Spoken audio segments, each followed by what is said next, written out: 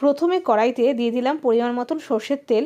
তেলটা যখন ভালো করে গরম হয়ে গেল কড়াইয়ের গায়ে একটু লাগিয়ে নিলাম, আর তারপরে আমি কটা বড়ি দিয়ে ভেজে নিচ্ছি। এটা বিউলির ডালের বড়ি। বড়িগুলোকে একটু দেখো সুন্দর করে লাল করে ভেজে তুলে নিলাম।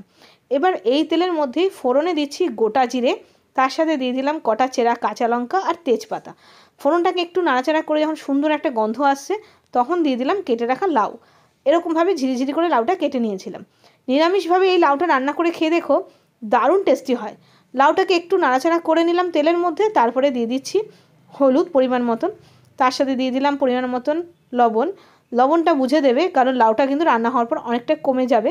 দিয়ে দিলাম 1 চামচ মতন জিরের গুঁড়ো, আর এখানে কিন্তু আমি কাঁচা লঙ্কাই ব্যবহার করেছি, আর একটুখানি মিষ্টি। ব্যাস সব কিছু দিয়ে দিলাম একটা টমেটো কেটে। এবার ভালো করে মশলার সাথে লাউটাকে নাড়িয়ে নিলাম। নাড়াচাড়া করে তারপরে গ্যাসটাকে সিম করে প্রথমে 2 থেকে 3 মিনিট মতন ঢেকে দিয়েছিলাম। 2-3 মিনিট পরে দেখো তোমাদের খুলে দেখাচ্ছি।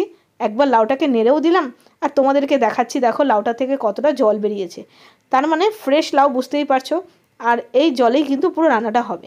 আমি ঢেকে দিলাম আরও 5 মিনিটের জন্য। 5 মিনিট পরে দেখো আমার লাউ রান্না কিন্তু হয়ে গেছে। সুন্দরভাবে ঘেটে ঘেটে দিচ্ছি হাতা দিয়ে, আর একটু রসা রসা রাখতে পারো, একটু ভাজা ভাজাও করে নিতে পারো। এখন আমি বড়িগুলোকে না হাত দিয়ে ভেঙে ভেঙে দিচ্ছি, তাহলে কি হয় বড়ির সুন্দর ফ্লেভারটা পুরো লাউয়ের মধ্যে এসে যাবে। আর তারপরে দিয়ে দিলাম ওপর থেকে ফ্রেশ ধনেপাতা, যেহেতু নিরামিষভাবে লাউ ঘন্টটা করছি। তারপরে সব কিছু দিয়ে আরেকবার নাড়াচাড়া করে গ্যাসটাকে বন্ধ করে রেস্টে রেখে দিতে হবে 5 মিনিট মতন। 5 মিনিট পরে আমি সার্ভ করে দিয়েছি দেখো, বড়ি দিয়ে নিরামিষ লাউয়ের ঘন্ট।